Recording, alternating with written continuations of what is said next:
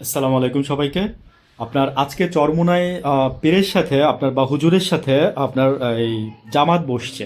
Finally বসা বলতে পারেন এটা আজকে। তো চরমোনাইর পীর আজকে আপনার 100 আসন দাবি করে বসছে। উনি ফার্স্টে চাইছিল 30টা, পরে চাইছে আপনার ওনাকে যখন 30টার মধ্যে ওনাকে সমঝোতা করানোর ট্রাই করা হয়েছিল, তারপরে উনি চেয়ে বসছে যে আরও বেশি, তারপরে ওনাকে 45টা দেওয়া হয়েছে আসন। তারপরে উনি আজকে বলতেছে, আজকে বা মানে আজকে যেটা নিয়ে বৈঠক বসছে সেটা হচ্ছে ওনাকে বলতেছে যে ওনাকে 100 আসন দিতে হবে, আনাইলে উনি বিএনপির সাথে যাবে আর কি, বা বিএনপির সাথে কথা বলবে এরকম অ্যাটসেট্রা, এই ধরনের গুঞ্জন শুনতেছি সকাল থেকে আজকে। তো মিটিংটা এখনো মিটিংটা চলতেছে। কি হবে জানি না, তবে আমার মতে যে দেখেন চরমোনাই আর ভক্ত অনেকে আছে, ভক্ত এক জিনিস, ভোট দেওয়া বা আরেক জিনিস। চরমোনাই পীরের হুজুরের আপনার যেই আপনার ইসলামিক দলটা আছে ওইটা নাকি হিসাব করলে আপনার 3% ভোট হয়তো বা চরমোনাই পীরের ওইখান থেকে আসতে পারে। হ্যাঁ, এই ধরনের একটা মেসেজ আমি পেয়েছি। তো আমি যেটা বলতে যাচ্ছি সেটা হচ্ছে যে দেখেন চরমোনাই পীর, আমি আপনাকে বলি, বা চরমোনাইয়ের হুজুর, আপনারা যদি 100 আসন চান তাহলে জামাত থেকে দিবে আপনারা এই এখন আসনগুলো? জামাত কি আসন বানাবে আপনাদের জন্য? আপনি যখন 30টা চাইছেন তখন আপনি মানছেন, 45টা আপনি মানছেন, হ্যাঁ আপনি এটাও দিচ্ছে জামাত আপনাকে, এবং জামাতের এই যে যারা নাকি এই যে যাদেরকে আপনি কি মনে করেন যে জামাত আপনাদের এই যে এগুলোর এগেনস্টে আপনার ক্যান্ডিডেট ছিল না ওদের? জামাত জাস্ট বলছে বসে যাও, সেই লোকটা বসে গেছে।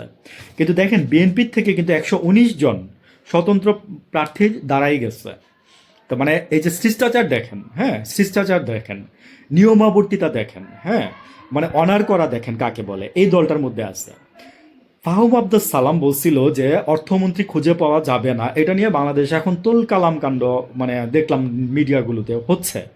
আজকে থেকে 7 দিন আগে আমি আরো এটা নিয়ে কথা বলছি, ফার্স্ট যখন আমার চোখে ফার্স্ট পড়ছে আমি তখনই ফার্স্ট সাথে সাথে বলছি। এবং ফাহুম আব্দুল সালামকে আমি আম, আহ, কি বলবো যে সম্মানিত করছি কিংবা অসম্মানিত করছি, হোয়াট এভার ইজ, মানে that's up to me.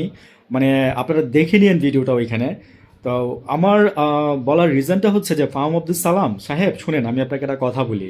BNP থেকে দাঁড়ালে অর্থমন্ত্রী খুঁজে পাবেন, তাই না? আপনার বলার উদ্দেশ্য হচ্ছে এটা, কারণ আপনি তো মির্জা ফখরুলের মেয়ের জামাই। আপনি কানাডায় মির্জা ফখরুলের মেয়ের গিফট করা বাড়িতে আপনি থাকেন, আপনি উপভোগ করতেছেন কানাডা, ঠিক আছে স্যার? সো আপনি বাংলাদেশের তো কিছুই বুঝবেন না, এটাই স্বাভাবিক। তারপরেও আপনি বলছেন আমাদের খুব ভালো লাগছে, কারণ আপনি বলাতে আমরা দুইটা কথা বলার সুযোগ পাইছি ফাহাম সাহেব, বুঝছেন না?